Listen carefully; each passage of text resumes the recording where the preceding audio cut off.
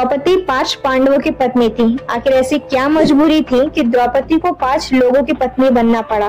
पिछले जन्म में ऐसा क्या हुआ था कि इस जन्म में उन्हें 5 पति मिले? दोस्तों, महाभारत में द्रौपदी के चीरहरण की कहानी सभी जानते हैं। द्रौपदी 5 पांडवों की पत्नी बनी थी, लेकिन इसके पीछे की वजह किसी को नहीं पता। दोस्तों, द्रौपदी भारत की वो पहली महिला है जिसके 5 पति थे या 5 पुरुषों के साथ संबंध था।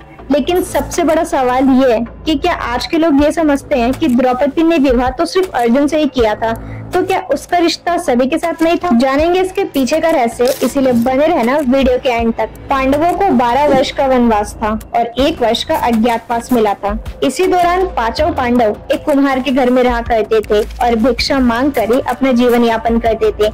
ऐसे में भिक्षा मांगने के दौरान उन्हें द्रौपदी के स्वयंवर की सूचना मिली। एक यंत्र में बड़ी सी मछली घूम रही थी जिसकी आंख में तीर मारना था, और वो भी तैल पात्र में उसकी परछाई देखकर।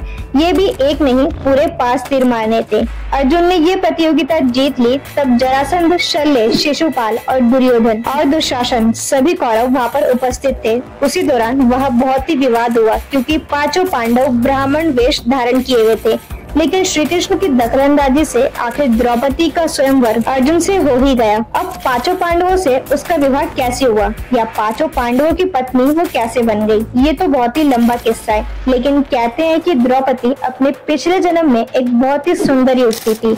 सर्वगुण संपन्न होने के कारण उसे योग्य वर नहीं मिल रहा था, इसलिए उसने भगवान शंकर की तपस्या की और तब शंकर जी प्रकट हुए। उस समय द्रौपदी ने हड़बड़ाहट में 5 वर मांग लिए, इसीलिए शिव जी ने वरदान में उसे 5 पतियों के वरदान दिए। उस समय भगवान शिव ये जानते थे कि द्रौपदी को 5 पतियों के साथ पत्नी धर्म निभाने में बहुत ही समस्या होगी, इसीलिए उन्होंने द्रौपदी को ये भी वरदान दिया था कि वो हर दिन कन्या भाव यानी कि कुमारी कन्या बन जाएंगी। इसीलिए द्रौपदी अपने 5 पतियों को कन्या रूप में प्राप्त होती थी। लेकिन कहा जाता है कि संतान को जन्म देने के लिए भगवान श्री कृष्ण ने द्रौपदी को यह सुझाव दिया था कि हर साल वो पांडवों में से किसी एक के साथ ही समय व्यतीत करेगी। साथ ही जिस समय अपने कक्ष में द्रौपदी किसी एक पांडव के साथ होगी तो उसके कक्ष में कोई दूसरा पांडव नहीं आएगा, और अगर कोई पांडव गलती से भी उस कक्ष में चला जाएगा तो उसे 1 वर्ष के लिए वनवास जाना पड़ेगा। माना जाता है कि द्रौपदी जो 5 पांडवों की पत्नी थी, एक साल के समय अंतराल के लिए हर पांडव के साथ रहती थी। उस समय किसी दूसरे पांडव को द्रौपदी के आवास में घुसने की अनुमति नहीं थी। इस नियम को तोड़ने वाले को 1 साल तक देश से बाहर रहने का दंड था, और एक बार यही दंड अर्जुन को भुगतना पड़ा। जब अर्जुन और द्रौपदी की 1 वर्ष की अवधि अभी समाप्त हुई थी और द्रौपदी युधिष्ठिर के साथ समय व्यतीत करने जा रही थी, अर्जुन भूलवश द्रौपदी के आवास में अपने तीर धनुष भूल गए थे, और उसी समय महल के बाहर अर्जुन को किसी पशु की रक्षा करनी थी और क्षत्रिय धर्म का पालन करने के लिए उन्हें तीर धनुष की जरूरत थी। लेकिन तीर धनुष द्रौपदी के आवास के अंदर रखा हुआ था। तब उन्होंने उस नियम को तोड़ दिया और द्रौपदी के निवास में घुस गए। उस समय द्रौपदी युधिष्ठिर के साथ थी, और इस अपराध के बाद अर्जुन 1 साल के लिए राज्य से बाहर निकाल दिए गए थे। इसी 1 साल के वनवास के दौरान अर्जुन की मुलाकात उल्पी से हुई और वो अर्जुन पर मोहित हो गई। ऐसे में उल्पी उन्हें खींचकर अपने नागलोक में ले गई और उनसे अनुरोध किया कि अर्जुन उनसे विवाह कर ले। कहते हैं कि दोनों 1 वर्ष तक साथ रहे। अर्जुन और नागकन्या उल्पी के मिलन से उनको एक पुत्र की प्राप्ति भी हुई, जिसका नाम इरावन रखा गया था। दोस्तों, द्रौपदी का दूसरा रहस्य ये है कि द्रौपदी के 5 पुत्र थे।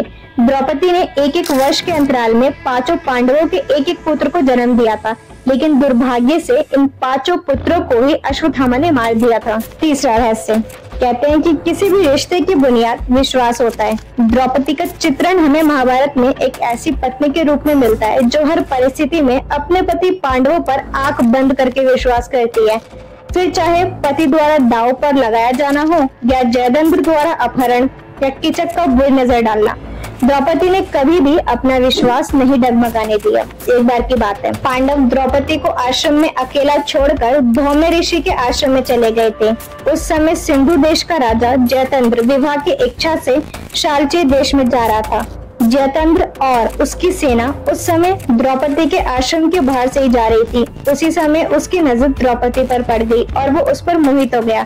उसने द्रौपदी के पास जाकर पूछा, हे सुंदरी, तुम कौन हो? तुम्हारा पति कौन है? या तुम कोई दिव्य कन्या हो? तब द्रौपदी ने अपना परिचय देते हुए ये कहा कि मैं महाराज द्रुपद की पुत्री द्रौपदी हूँ और मेरे पति पांडव हैं। ये सुनकर जयद्रथ बोला कि उन पांडवों के पास तो कुछ भी नहीं है, वो लोग अब वनवासी हो गए हैं, तुम मुझसे विवाह कर लो और महलों के सुख भोगो। तब द्रौपदी ने उसे धिक्कारा और कहा कि वीर होकर अच्छी बातें करना सीख लो, तुम्हें जरा सी भी लज्जा नहीं आती कि मेरे पति पांडवों को कौन नहीं जानता, वो तेरी सेना को आसानी से परास्त कर देंगे। ये सुनकर जयद्रथ बोला कि मेरे पास इतनी सेना का बल है कि मैं पांडवों को धूल चटा दूंगा। अब तुम्हारे पास दो रास्ते हैं, या तो सीधी तरह तुम रथ में बैठ जाओ या पांडवों के हार जाने पर मेरे सामने गिड़गिड़ाने को तैयार हो जाओ।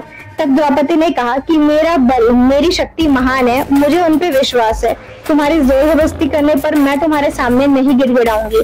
एक रथ पर एक साथ बैठकर श्री कृष्ण और अर्जुन आएंगे। जब भीम तेरी तरफ गदा लेकर दौड़ेगा और तब नकुल और सहदेव तुझ पर टूट पड़ेंगे, तब तुझे पश्चाताप होगा। ये सुनते ही जयद्रथ द्रौपदी को घसीटते ले गया और द्रौपदी ने उससे कहा कि मेरे कुरुवंश पति शीघ्र ही आते होंगे और तुझे परास्त कर देंगे। जब पांडव फिर से आश्रम पहुंचे तो दासी ने उन्हें बताया कि जयद्रथ ने द्रौपदी का अपहरण कर लिया है। ये सुनकर पांचों पांडव द्रौपदी की खोज में निकल पड़े।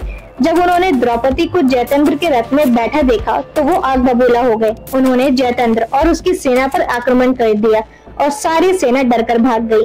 अपनी सेना का ये हाल देखकर जयद्रथ भी द्रौपदी को रथ से उतार देता है और वहाँ से भाग जाता है। तो दोस्तों, इस बात से ये तो प्रूफ हो जाता है कि द्रौपदी को अपने पांचों पांडवों पर कितना विश्वास था। आई होप आपको वीडियो पसंद आई हो। वीडियो पसंद आया तो वीडियो को लाइक करके चैनल को सब्सक्राइब जरूर करना और मिलते हैं ऐसी और वीडियो के साथ।